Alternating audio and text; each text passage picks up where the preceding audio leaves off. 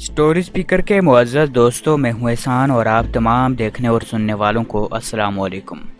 नाज़रीन इकरामी, इससे पहले आप मिशन कश्मीर की 57 एपिसोड मुलाहिज़ा कर चुके हैं। 58 नंबर एपिसोड मुलाहिज़ा कीजिए। सर, ज़िंदगी और मौत अल्लाह के हाथों में है। अलबत्ता इतनी बात पर मैं कसम खाने के लिए तैयार हूँ कि मैंने गलती से सरहद अबूर की है और मेरे साथ दूसरा कोई भी नहीं था। मैं कैसे यकीन कर लूँ, वो बेयकीनी से बोला। आपको कैसे यकीन आएगा? मुझे यकीन आए ना आए, जिनके हवाले किए जाओगे वो खुद अगुलवा लेंगे। कहते हुए सूबेदार रंजीत कमरे से निकल गया। बाकी भी इसके पीछे हो लिए। इनके जाने के बाद एक सिपाही कमरे में दाखिल हुआ और मुस्कुराते हुए मुझे कहने लगा, बाजी बड़ी मुश्किल से बचे हो, वरना कैप्टन सुरेश तो तुम्हें जिंदा बर्फ में दफन करने लगा था। यह सूबेदार रंजीत का एहसान मानो कि वो आड़े आ गया। कैप्टन सुरेश को मुझसे क्या तकलीफ पहुंची है, तुम्हें इसने बताया नहीं? वो मुझसे मुखातिब हुआ और मेरा सर नफ़ी में हिलता देखकर बोला, जिस पोस्ट पर हमला हुआ है इसमें कैप्टन सुरेश का छोटा भाई जो लेफ्टिनेंट था वो भी मारा गया। मारने वाले तो निकल गए, तेरी बदबख्ती कि तुम फंसे हुए हो। आपका नाम? इससे गुफ्तगू पर आमादा देखकर मैंने सिलसिला गुफ्तगू बढ़ाना चाहा कि शायद कोई काम की बात मालूम हो। मेरा नाम तो दलेर सिंह है, लेकिन अभी आप खामोशी से लेटकर आराम फरमाएं। कैप्टन साहब ने तुमसे गुफ्तगू करके देख लिया तो मेरी कमबख्ती आ जाएगी। ठीक है दोस्त, मैं खामोश हो जाता हूँ, मगर एक छोटा सा काम कर दो कि यह स्लीपिंग बैग मुझे उड़ा दो। आपकी मेहरबानी होगी। हाँ, क्यों नहीं। वो स्लीपिंग बैग उठाकर मुझे उड़ाते हुए बोला। इसी मकसद के लिए तो अंदर आया था। अगले 2 दिन आराम से गुजरे। दलेर सिंह ने दूसरों से छिपाकर दर्दकश गोलियां भी मुझे खिला दी थीं, जिससे मेरी तकलीफ की खातिर ख्वाह कमी हुई थी। इस दौरान मौसम ठीक रहा। दलेर सिंह से पता चला कि हेलीकॉप्टर तैयार हो गया है और हेली मुझे लेने के लिए किसी वक्त भी पहुंच सकता है।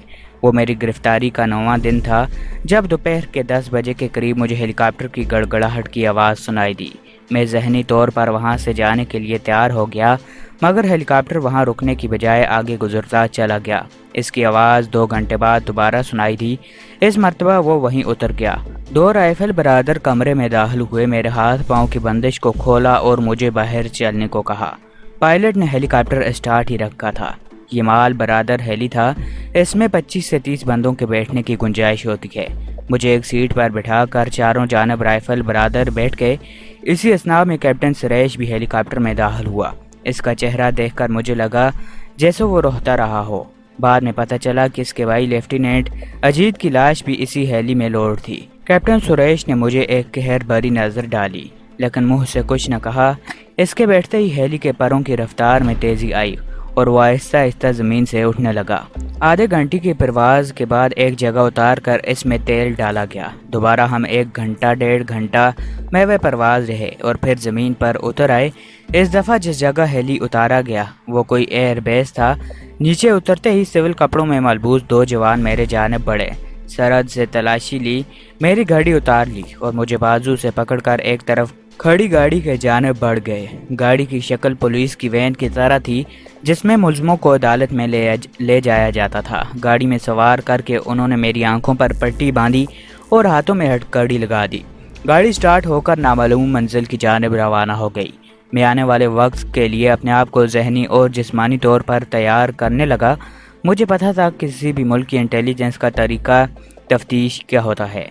ख़ुसूसन पाकिस्तान और इंडियन इंटेलिजेंस तो तशद्दुद के ज़रिए मुल्ज़िम के हक़ाइक़ जानने की कोशिश करती है। इसमें बाज़ औक़ात मुल्ज़िम ज़हनी या जिस्मानी तौर पर नकारा भी हो जाते हैं। अलबत्ता मैं यूरोपियन ममालिक के मुतालिक जहाँ तक मुझे मालूम था कि वो ज़्यादा नफ्सियाती हरबे इस्तेमाल में नहीं लाते, लेकिन इनके पास भी आखिरी हरबा यही होता है कि बंदी को जिस्मानी तौर पर टार्चर किया जाता है। घंटा पौना घंटा सफ़र के बाद गाड़ी रुक गई। दाएं बाएं बैठे हुए बंदों ने मुझे बाजू से पकड़कर गाड़ी से उतारा और फिर मुख्तलिफ मोड़ने के और सीढ़ियाँ उतरने के बाद एक कमरे में ला कर कैद कर दिया गया। जाते हुए इतनी मेहरबानी उन्होंने ज़रूर की कि मेरी आंखों से पट्टी खोल दी। कमरे में एक बल्ब जल रहा था। इसकी रोशनी में कमरे का जायज़ा लिया। कमरा साजो सामान से बिल्कुल खाली था।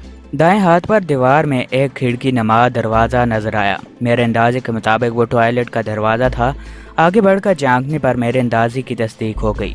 चूँकि हेली से उतरते ही उन्होंने मेरे बर्फ़ानी बूट उतरवा लिए थे, इसीलिए मैं अभी तक नंगे पाँव था। कमरे का फर्श ठंडा था, मगर मैं जिस इलाके से होकर आया था اس کی نسبت یہ ٹھنڈک کچھ بھی نہیں تھی۔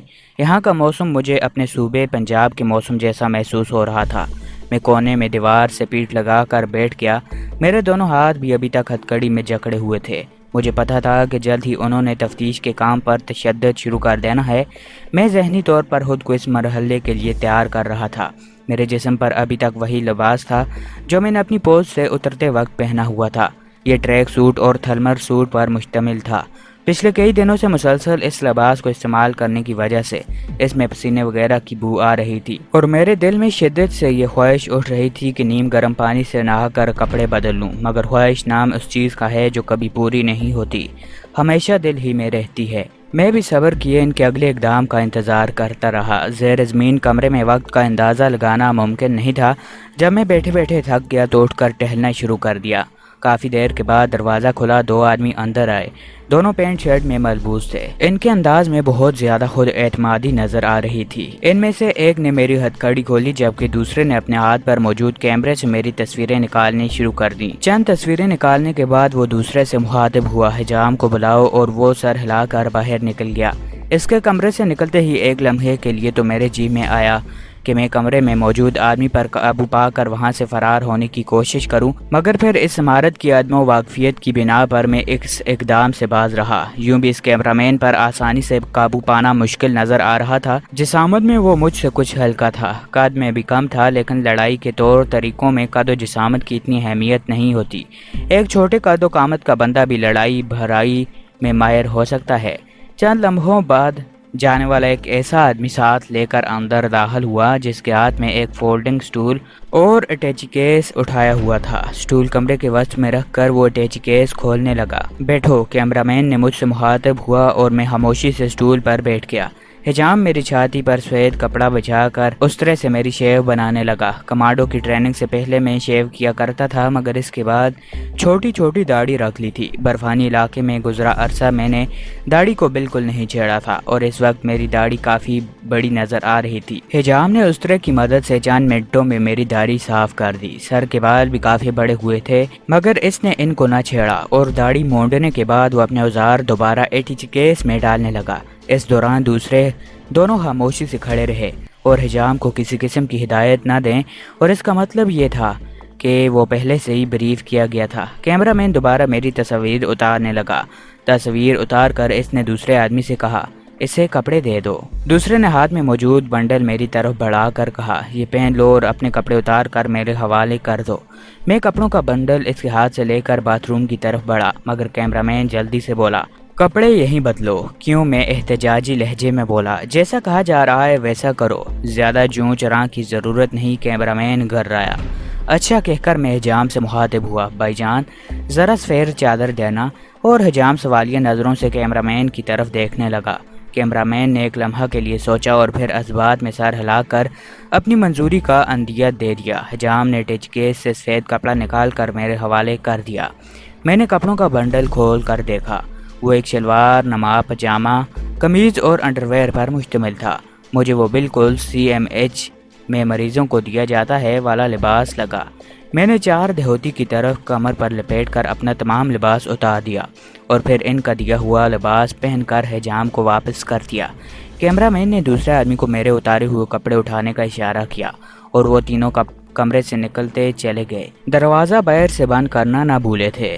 نئے کپڑے پہن کر میرے دل میں نہانے کی خواہش جاگی اور میں ٹوائلٹ کی طرف بڑھ گیا کہ باتھ روم تو ادھر تھا ہی نہیں، مگر جب پانی کو ہاتھ لگایا تو نہانے کی خواہش دم توڑ گئی۔ اتنے زیادہ ٹھنڈے پانی سے نہانے کا مطلب خودکشی کے علاوہ اور کچھ نہیں تھا۔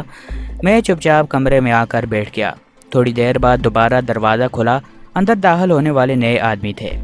ایک نے ہاتھ میں ایک میلا سا گدا، ایک کمبل اور ہلکا سا تکیہ پکڑا ہوا تھا، جبکہ دوسرے کے ہاتھ میں کھانے کے برتن تھے۔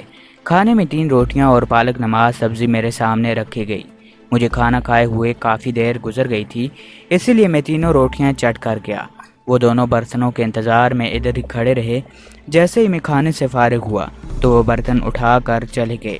میں نے گدا فرش پر بچھایا اور کمبل اوڑھ کر لیٹ گیا۔ ویسے بھی اس کے علاوہ میرے پاس کرنے کو کچھ بھی نہیں تھا۔ ٹریننگ کے دوران ہمیں قیدی کیمپوں میں فرار کے طریقے سکھائے گئے تھے، مگر وہ مروجہ قیدی کیمپوں کے متعلق تھے اور اس جگہ قابل عمل نہیں تھے۔ اس قسم کے حالات کے لیے ہمارے انسٹرکٹرز کہتے تھے یہ بندے کی اپنی ثواب دیدہ ہے کہ ایسے حالات میں وہ بچ نکلنے کے لیے کیا طریقہ اپناتا ہے، لیکن اتنا ضروری ہے کہ صبر سے کام لے اور تیزی سے درستی نہ بھولے، اور سب سے اہم یہ کہ بچ نکلنے کے لیے اگر کسی اخلاقی ضابطے کی قربانی دینی پڑے تو دریغ نہ کرے۔ میں بھی کمبل میں سر چھپا کر وہاں سے فرار ہونے کے طریقوں کے بارے میں سوچنے لگا، مگر کوئی ترکیب ذہن میں نہ آتی دیکھ کر اکتا گیا، اور میری سوچوں کا دھار ایک دفعہ پھر اپنے گاؤں کی طرف مڑ گیا، اور یہی کچھ سوچتے ہی میں گہری نیند سو گیا۔ اگلی صبح ناشتہ لانے والے کی آواز سے میری آنکھ کھلی۔ گویا اس کمرے میں وقت کا اندازہ لگانا بہت مشکل تھا، لیکن چائے کے برتن دیکھ کر میں نے اندازہ لگایا کہ صبح کا ٹائم ہے۔ خواہش ضروریت سے فارغ ہو کر میں نے ناشتہ کیا، اور جو چائے اور ڈبو روٹی پر مشتمل تھا۔ ناشتہ کرنے کے دوران ناشتہ لانے والا خاموشی سے مجھے گھورتے رہے۔ ان کے چہروں پر مجھے کوئی خاص تاثرات نظر نہ آئے۔ ان کے اسپاٹ چہروں میں سے اندازہ لگایا کہ وہ میرے بارے میں لا علم تھے۔ اگلے 2 دن میں نے اسی کمرے میں گزارے، تاحال مجھے کسی قسم کی پوچھ گچھ نہیں کی گئی۔ تیسرے دن ناشتے کے قریباً 2 گھنٹے بعد بلاوا آ گیا۔ مجھے بلانے والے وہ دونوں سپاہی ہی تھے جنہوں نے میری تصاویر نکالی تھیں۔ اس دفعہ دونوں نے ہاتھوں میں پستول پکڑے ہوئے تھے۔ میں خاموشی سے ان کے آگے ہو لیا، لیکن کمرے سے نکلتے ہی مجھے ان کے سہارے چلنا پڑ گیا کہ انہوں نے ایک کالے نقاب سے میرا چہرہ ڈھانپ دیا، جس کی وجہ سے مجھے کچھ نظر نہیں آ رہا تھا۔ مختلف موڑ مڑنے کے بعد مجھے سیڑھیوں سے اوپر لے جایا گیا۔ میں نے سیڑھیاں گنی، وہ تعداد میں 16 تھیں۔ سیڑھیاں چڑھنے کے بعد مجھے کافی گھما پھرا کر ایک کمرے میں لایا گیا، اور ان میں سے ان کا ایک ہی مقصد تھا کہ میں اس عمارت کے بارے میں کسی قسم کا اندازہ نہ لگا سکوں۔ میری آنکھوں سے پردہ ہٹایا تو میں نے خود کو ایک ایسے کمرے میں پایا جس کی دیواریں شیشے کی تھیں، جن سے باہر کا منظر نہیں آ رہا تھا۔ شاید باہر سے اندر دیکھنا ممکن ہو، لیکن یہ بات میں اندازے سے ہی کہہ سکتا ہوں۔ کمرے کے وسط میں ایک کرسی رکھی ہوئی تھی، مجھے اس پر لا کر بٹھا دیا گیا تھا۔ چاروں کونوں میں ہتھیار بند افراد چوکنے انداز میں کھڑے تھے۔ میرے سامنے ایک صوفہ سیٹ اور شیشے کی ٹیبل رکھی ہوئی تھی۔ صوفہ سیٹ خالی پڑا تھا۔ چند لمحوں کے بعد شیشے کا دروازہ کھلا اور 3 اشخاص اندر داخل ہوئے۔ ان میں 2 مرد اور ایک عورت تھی۔ دونوں مرد 3 پیس سوٹ میں جبکہ عورت کھلی ساڑی میں ملبوس تھی۔ دونوں مردوں کی بنسبت عورت کم عمر نظر آ رہی تھی اور دیکھنے سے تعلق رکھتی تھی۔ تینوں خاموشی سے میرے پاس آ کر صوفے پر بیٹھ گئے۔ چند لمحے مجھے گھورنے کے بعد ان سب سے بڑی عمر کا، جو میرے خیال کے مطابق سب سے سینئر تھا اور اس خیال کی وجہ سے مرد اور عورت کا مؤدبانہ انداز تھا، تو وہ مجھ سے مخاطب ہوا۔ تمہارا نام؟ عمر جان میں مختصراً بولا۔ آرمی سے تعلق رکھتے ہو؟ جی۔ نمبر اور رینک کیا ہے؟ نمبر اور سپاہی ہوں۔ سیکیورٹی کے لحاظ سے میں اپنا نمبر لکھنے سے گریز کروں گا، البتہ قائرین کی معلومات کے لیے اتنا بتاتا چلوں کہ آرمی سے تعلق رکھنے والے ہر فرد کو ایک نمبر الاٹ کیا جاتا ہے جو کہ 7 فگر پر مشتمل ہوتا ہے، بلکہ آرمی میں گھوڑوں، خچروں، کتوں اور ہتھیاروں کو بھی ایک مخصوص نمبر الاٹ کیا جاتا ہے۔ ہو نہ ہو اس کا مطلب ہے تیرا تعلق فرنٹیئر فورس سے ہے۔ جی، مجھے اس کی معلومات پر اچنبھا نہیں ہوا، کیونکہ مجھے علم تھا کہ دونوں ملکوں کی آرمی ایک دوسرے سے متعلق کافی معلومات رکھتی تھی۔ یونٹ، سوری سر، میں مؤدبانہ لہجے میں بولا، یہ جنیوا معاہدے کے خلاف ہے۔ اس کے لبوں پہ ہلکی سی مسکراہٹ نمودار ہوئی۔ جوان، وہ معاہدہ جنگی قیدی کے لیے ہے، جبکہ تم جاسوس بلکہ تحریب کار ہو۔ ہم تمہارے لیے اس قسم کا کوئی حق ماننے کے لیے تیار نہیں ہیں۔ بہرحال وہ بات کی بات ہے۔ فی الحال تم یہ بتاؤ کہ تم نے سرحد کس مقصد کے لیے عبور کی، اور تمہارے ساتھ اور کون کون تھا؟ جواباً میں نے اپنے بھگوڑا ہونے کی وجوہات اور راستہ بھول کر سرحد عبور کرنے کی تفصیلات سے لے کر اپنی گرفتار ہونے تک کا واقعہ منوان سب کچھ تفصیل سے بتا دیا۔ البتہ رشی پوسٹ پر حملے کا ذکر میں گول کھل گیا۔ خوب کہانی اچھی ہے اور کوئی خاص جھول بھی نظر نہیں آ رہا۔ اس کا مطلب ہے گڑی ہوئی ہے۔ میں صرف حقائق جاننے میں دلچسپی رکھتا ہوں۔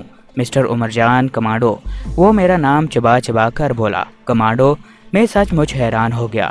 ہاں، کیا تمہیں اپنے کمانڈو ہونے میں شبہ ہے؟ نہیں، اگر آپ مجھے کمانڈو سمجھ کر خوش ہوتے ہیں تو مجھے کمانڈو بننے میں کوئی اعتراض نہیں۔ مسٹر، تمہاری اطلاع کے لیے عرض ہے کہ صوبیدار داس کی پوری پارٹی کی لاشیں تلاش کر لی گئی ہیں۔ پوسٹ مارٹم رپورٹ کے مطابق لکشمن کے علاوہ تمام کی موت برف میں دبنے سے ہوئی ہے، اور لکشمن گردن ٹوٹنے کی وجہ سے ہلاک ہوا ہے، اور اس کی گردن جس محسوس انداز سے توڑی گئی ہے وہ پاکستانی کمانڈو کا خاص انداز ہے۔ دوسرا، تیرے ہاتھ میں پائے جانے والے شارٹ مشین گن کے بھی لکشمن ہی کی تھے، اور یہ تو تجھے معلوم ہوگا کہ آرمی میں ہر جوان کے نام پر ہی ہتھیار ایشو کیا جاتا ہے، اس لیے ہمیں SMG کو پہچاننے میں کوئی وقت نہیں لگا۔ وہ چند لمحے کے لیے خاموش ہوا، پھر بولا، رشی پوسٹ پر ہمارے 6 جوان جان سے ہاتھ دھو بیٹھے اور ان کے جسموں میں پائے جانے والے بلٹ اسی گن سے فائر ہوئے ہیں۔ اب تم کیا کہتے ہو؟ دوستو آج کی اس ویڈیو میں بس اتنا ہی۔ امید ہے کہ یہ ویڈیو آپ سب کو پسند آئی ہوگی۔ مزید ایسی ویڈیوز کے لیے ہمارے چینل کے ساتھ جڑے رہیں۔ ہمارے چینل کو سبسکرائب کر کے ساتھ میں موجود بیل کے آئیکن کو دبا کے آل نوٹیفیکیشن سلیکٹ کرنا نہ بھولیے گا تاکہ ہماری ہر نئی ویڈیو کی نوٹیفیکیشن آپ تک پہنچ جائے۔